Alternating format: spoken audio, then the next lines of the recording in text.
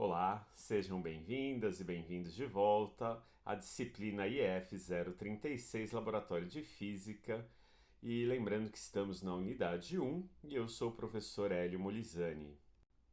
Esta é a primeira aula da atividade 3 e falaremos sobre funções quadráticas.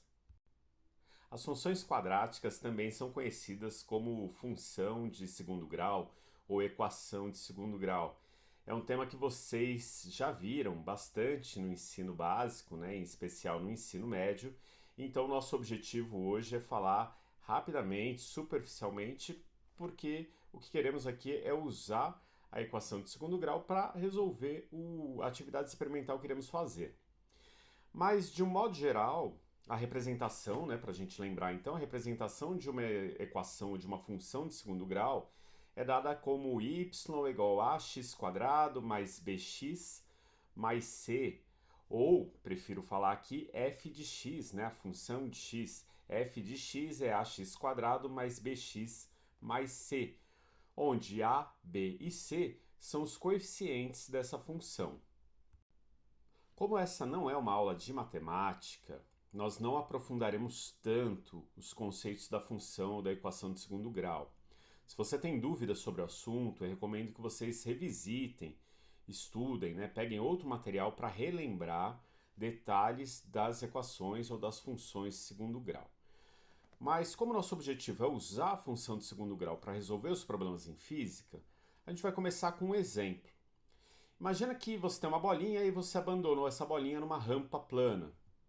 E aí, no primeiro segundo de movimento, essa bolinha percorreu 3 centímetros. Então você soltou a bolinha, né, no tempo zero, posição zero, no primeiro segundo ela percorreu 3 centímetros. Aí quando passam 2 segundos, ela já percorreu 12 centímetros. E aí quando tiver no terceiro segundo, ela percorreu 27 centímetros, desde onde ela foi abandonada. Então a pergunta é, qual será a posição dessa bolinha quando se passarem 4 segundos? E se passarem 10 segundos, onde vai estar essa bolinha? Como vocês podem observar, esse movimento não é do tipo uniforme, porque no primeiro segundo ela percorre 3 centímetros, no segundo segundo ela já está a 12 centímetros. Se o movimento fosse uniforme, a cada segundo ela ia percorrer sempre 3 centímetros. Então, como que a gente analisa isso? O método mais fácil para analisar é através de uma tabela. Então, nós vamos colocar aqui esses dados do problema numa tabela. Lembrando, né, a mesma tabela que nós fizemos na atividade 2, vamos fazer uma coluna para tempo e uma coluna para posição. Então, de acordo com os dados que eu tenho no problema, a bolinha foi abandonada. Abandonada significa aquela parte da posição zero. Então, no tempo zero, ela está na posição zero. Quando passa 1 segundo, ela percorreu 3 centímetros. Quando passa 2, ela está a 12 centímetros da posição inicial. Quando passa 3 segundos, ela está a 27 centímetros.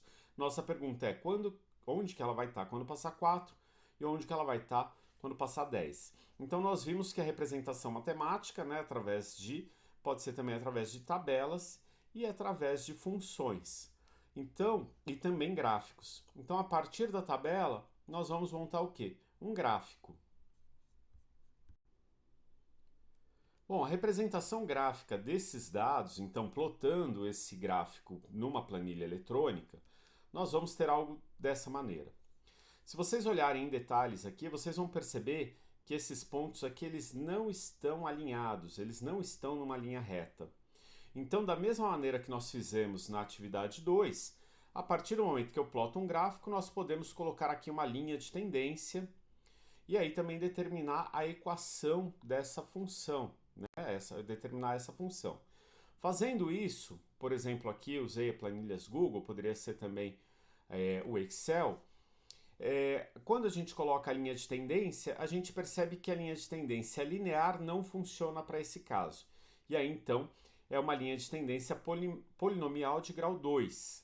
E aí, quando passamos aqui, ó, isso aqui a gente percebe que é uma parábola. Vocês já sabem disso no ensino básico, né? Uma função de segundo grau, o gráfico para uma função de segundo grau é uma parábola. E aqui aparece a equação, como nós falamos na atividade 2, automaticamente. Depois a gente vai falar mais detalhes sobre isso. Bom, mas vamos lá. Então, se eu olhar aqui para o tempo 4, qual será a posição desse objeto? Se eu tenho um gráfico, a partir de um gráfico bem desenhado, a gente consegue estimar. E olha aqui, ó, no tempo 4, a gente vai aqui do tempo 4 até a linha de tendência e aí verifica qual é a posição correspondente para esse ponto aqui na linha de tendência. E a gente percebe aqui que o resultado dá 48. Então, esse é um jeito de determinar aí o tempo a partir da análise do gráfico. Poderia também continuar com esse gráfico, prolongar esse gráfico e ir até aqui o tempo 10 para determinar isso. Mas talvez não seja a maneira mais fácil. Melhor agora é a gente entender então qual é a função horária para esse gráfico aqui traçado. Bom, a gente já viu então que a função horária está aqui em cima, ó, 0 mais 0x mais 3x quadrado, e aquele coeficiente de determinação r quadrado é 1, significa que esses pontos estão aqui muito bem alinhados, né? Eles estão bem sobre a curva, sobre a linha de tendência, então a relação entre eles esses pontos estão altamente relacionados. E aí, vamos lembrar então o que é a função quadrática. A função quadrática é do tipo f de x, ax quadrado mais bx mais c. Se a gente for traduzir isso para o nosso gráfico, quem que é o f de x? O f de x é o eixo que está aqui na vertical. Bom, mas quem que está na vertical? É a posição, né? Quando a gente olha o f de x, então ele se refere à posição, e a posição a gente chama de s. Então, ao invés de escrever f de x, essa nossa função é uma função s de t, a posição em função do tempo que está na horizontal. E quem que está no eixo horizontal? O eixo horizontal a gente tem aqui, ele chama de x, mas a gente não vai adotar x, a gente vai adotar o quê? O tempo, é o tempo medido em segundos. Então, a nossa função gerada automaticamente pelo programa foi f de x igual, eu copiei daqui ó, do gráfico, igual a 0 mais 0 vezes x mais 3x ao quadrado. Esse x aqui, circunflexo 2, significa aqui que é o x ao quadrado. E aí, então, a gente precisa adaptar essa função para o que a gente está lendo aqui. Então, o que eu estou lendo, na verdade? Como que eu converto para o nosso exercício? No lugar do f de x é s de t, é espaço em função do tempo. E no lugar onde está escrito x, a gente vai trocar por t de tempo. Então, s de t igual a 0 mais 0 vezes t mais 3t ao quadrado. Essa é a equação que a gente tem, uma função de segundo grau, para o nosso exercício. E aí, então, quem é esse 3t ao quadrado? Se a gente comparar com a função quadrática, quem que multiplica o x ao quadrado? É o coeficiente a. Então, o nosso 3 aqui é o nosso coeficiente a. Quem que é o zero que multiplica t aqui? O zero que multiplica t é o b que multiplica x. Ou seja, o nosso coeficiente b, então, vale zero. E o coeficiente c é o número que está sozinho, que não multiplica nenhum, que é o termo independente, lembra? Ele não depende de x. E ele também, nessa situação aqui, deu zero. Então, a gente tem o quê? Os coeficientes a, b e c. Coeficiente a é 3, coeficiente b é 0, coeficiente c é 0. E de forma mais simplificada e reduzida, a gente pode falar que a função obtida para este problema é s de t igual a 3t ao quadrado. Está resolvido, achamos a equação para o nosso problema. Mas agora, a gente tem que então calcular qual é a posição, lembra? Quando o tempo é 4 e quando o tempo é 10. Bom, para achar isso, então, vamos trazer de volta a nossa tabela. E aí a pergunta era, quando o tempo for 4, onde é a posição? E quando o tempo for 10, qual é a posição? Nós já calculamos, nós vimos diretamente pelo gráfico que quando o tempo é 4, a posição é 48. Então agora basta a gente fazer uma verificação, trazendo a função que a gente obteve para o problema, que é do tipo s de t igual a 3t ao quadrado, e substituindo. Então, para o tempo de 4 segundos, né? Quando t é igual a 4, s de t vai ser igual a quanto, né? Então a gente vai substituir, onde tiver t vai ser 4, então vai ficar s de 4, a posição em 4 vai ser 3 vezes 4 ao quadrado, que é a mesma coisa que 3 vezes 16, portanto a posição da partícula no tempo 4 vai ser 48 centímetros, ou seja, bate aqui com o resultado que a gente já tinha visto diretamente pelo 4, pelo gráfico.